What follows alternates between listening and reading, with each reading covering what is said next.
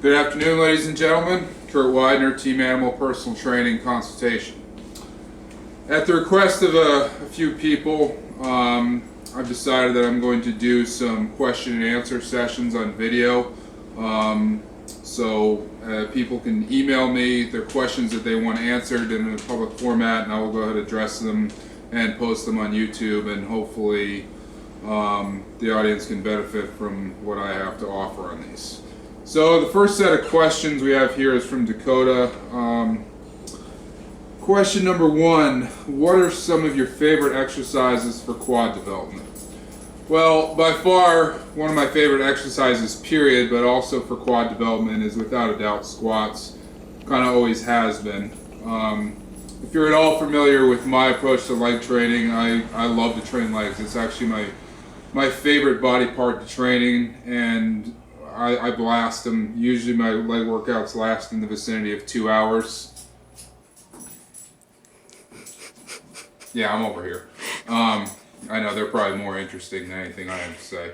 But, squats has always been my bread and butter, but I do a lot of different leg exercises, so I'll always complement squats by following up with other compound movements, which could include leg press, the hammer strength H squat. Not a lot of gyms have an H squat. It's kind of a big, bulky machine.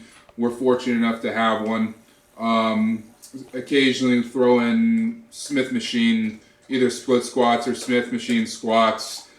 I don't do as much hack squat. Really don't do any hack squats anymore because it doesn't feel too good on my knees. Although I will say that for quad development, when I was younger, it was certainly something that I relied upon a lot more and really liked. It's unfortunate that I can't do hack squats the way I once was able to, but I think they are a great exercise for quad development. You just really have to be careful on how fast you descend at the bottom. Make sure that you don't bounce because they're very harsh on the knees. As a finisher, extensions are great, and I do combination of heavy extensions and during periods in which I'm doing BFR, blood flow restriction. I'll use knee wraps and do BFR with the leg extensions. So those are just kind of some of my favorites. But like I said, without a doubt, my favorite leg exercise is squats.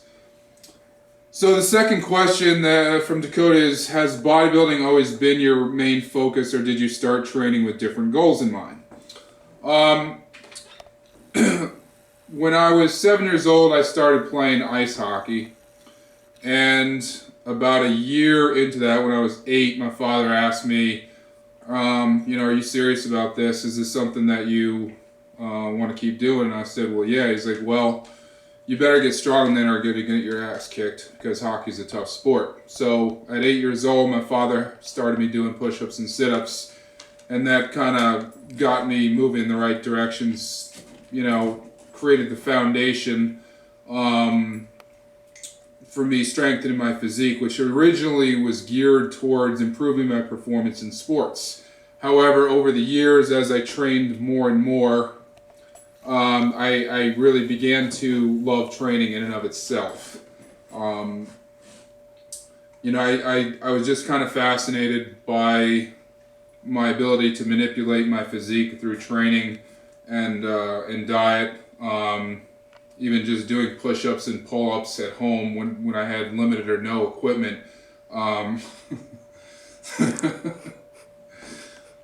was fascinated by just the idea of getting a pump in the muscles to the point where I would just continue doing stuff like that.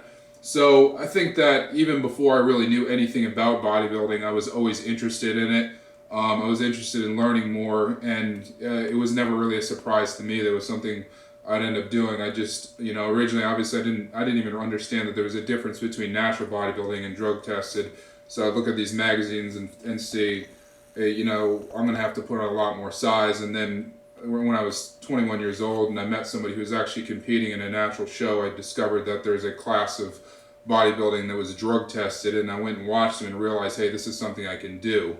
Because, they didn't look like the freaks that you see on Flex magazine and whatnot.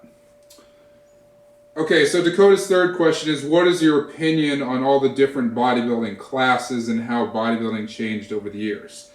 So I'm assuming you're referring to the different divisions that are offered now, such as physique and fitness and model and whatever else they have. I'm going to be honest, because I always am. I think it's ridiculous and stupid.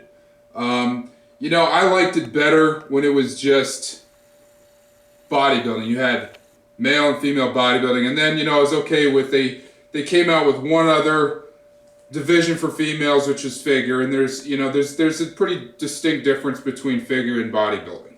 And really what it boils down to is the difference of what you do when you're on stage. But since then, they've continued to come out with all these different divisions within the sport. I think it's horrible for the sport. I think that it waters down the competition. It confuses the judges as to the criteria that people are being judged on. The whole physique thing. I mean, why, if you're being judged on your physique, why would you have a division in which you're covering up most of your legs? Is it so that you don't want to train legs? Look, as a male, the way I look at it is either you want to do bodybuilding or go choose another activity. Male physique needs to go. It doesn't even belong in the same on the same venue as bodybuilding. And then if you're a female, either you choose figure or you choose bodybuilding or go do something else. Go play tennis. But having bikini, in my opinion, is really a pageant. I don't think it really belongs in the same building as bodybuilding and figure. I think that we need to simplify it and go back to the bread and butter. The reason they're doing this is because it enables promoters to make money. You have more divisions, more crossovers, and it brings in more entry fees for competitors. And so, like, if a guy isn't big enough to compete in bodybuilding, instead of saying, hey, you just need to pack on more muscle, they say, oh, well, we'll offer a special division to you so that we try not to turn too many people away. Look, train hard, put on muscle, get shredded, compete in bodybuilding, and if you don't want to do that, go choose another activity. Go play golf. I don't care. This is what it is. So as far as I'm concerned, all these different divisions, I think it's a bad idea, but I'm sure there's some people that I just pissed off with my answer. Oh well, deal with it. All right, so the next questions are from Jonathan. How in the world can my damn calves grow? Work them, nurture them, give them love, but they hate me and refuse to grow. I get shit from people who think I skip leg day because my calves look small and my shorts are longer, so don't show my quads. Oh well, have a good one, Kurt. Actually, I know Jonathan. He trains in our gym. He doesn't have small calves, but I understand what he's talking about here because I myself am not blessed with big legs and especially not big calves. In fact, if you look at pictures of me from when I was in high school, my legs were pretty thin. They were wiry. I played a lot of sports that required a great deal of endurance, such as soccer, hockey, and lacrosse, so it was hard for me to really build my legs up. However, over time, I was eventually able to get some size in my calves. And so here, what I think, you have two different types of people. You have the very few, the very small percentage who genetically, structurally are blessed with amazing calves. I know a couple of them, they have huge diamond-shaped calves, and they don't have to do a lot for them. Then you have most of the rest of us who are not blessed with much calves, and we have to work really, really hard to get to show much of anything.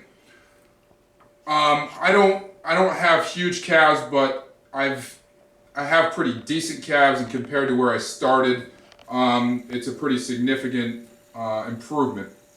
What I think, there's a few things that are important. First of all, range of motion is extremely important. I think some guys especially will try to really overload their calves with tons of weight and they'll sacrifice range of motion. And if you can't get full range of motion, meaning dropping the heel below your toes from the start of the movement and extending as far as you can up on your toes at the end of the movement, then you need to shave weight off and be able to get that full range of motion. I I will say that there's a way that you can use more weight and still get full range of motion. I'll actually demonstrate it here over in the stairs. Somebody referred to this as what's called a 2-point calf raise. Okay, I'm gonna pull my pants up so you can see what I'm doing here. Yeah. Well, just don't want to stay up too well. But first, you need to drop all the way down, okay, so the heels are below the toes, and then you need to extend as far up on your toes as possible. Now, with a 2-point calf raise, what I'm talking about is if you're doing standing calf raise with a lot of weight in your back, a lot of time you can only get up to here and not really lock it out. So you can kind of drop down and then try to punch it up with a little momentum. And as long as you can get that full squeeze all the way up in your toes, then you're going to benefit from the extra weight. But if you can't, you're not. Okay, so the most important thing is that whatever you need to do, you punch them up on the toes like that. Even if you have to make 2 movements, do that 2-point calf raise to get up there. Okay, so range of motion is important. The other thing, in my opinion, that I think is really important for calves is frequency. Small muscles like calves and biceps, in my opinion, respond to frequent training. And so I think you can train them as many as 4 days a week, and you can vary your rep schemes, you can vary the amount of weight that you use on them. I will actually, at the end of my leg workouts where I've already blasted calves and done as many as 15 sets, while in between my shower and other stuff, do as many as a couple hundred calf raises just like this on stairs. Okay, I'll do sets of 30 to 50 at a time, and might do 4 and 5 sets like that on my lower body day after the workout's already over. And then on conditioning workouts, when I'm doing circuits with like something like the Prowler, I'll throw in calf raises with that, so the calves are continually getting blasted. Also, when you do conditioning type stuff, things that will, force you to use the calves a lot would be any type of sprint work, because when you finish, you're getting that extension, okay, at the end. Jumping, jump roping.